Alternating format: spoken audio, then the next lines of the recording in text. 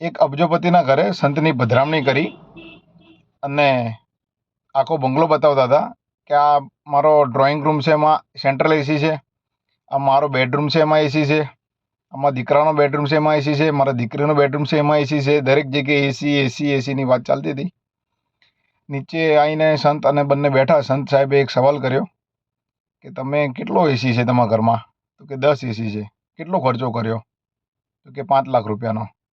કે આ તમે દરેક એસી તમે રાત્રે ચાલુ કરીને સૂઈ જાઓ, 10 એસી ચાલુ કરીને, તો તમને શું રાત્રે શું ઊંઘ આવે છે? એટલે પેલા ભાઈની આંખમાંથી બોર બોર જેવા આંસુ પડવા માંડ્યા કે ના સંત સાહેબ, ઊંઘ આવતી નથી, ઊંઘની દવા લેવી પડે છે. એટલે તમારા અહીંયા પગલાં કર્યા છે, એટલે તમારી ચરણોની રજ અહીંયા ઘરમાં પડે અને મને કંઈ આશીર્વાદ મળે ને મને કંઈક ઊંઘ આવી જાય, એના માટે તમને અહીંયા પધરામણી કરી છે.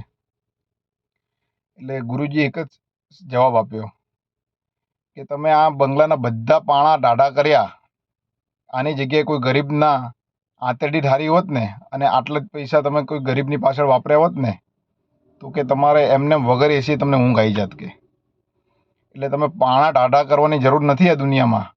કોઈ ગરીબની, કોઈ માણસ ટાઢા કરવાની, એટલે માણસની આંતરડી ઠંડી કરવાની જરૂર છે. તો વગર એસીએ તમને ઊંઘ આવી જાય. જો વિડીયો સારો લાગ્યો હોય તો લાઈક, ફોલો, શેર જરૂર કરો. જય માતાજી, જય ભારત.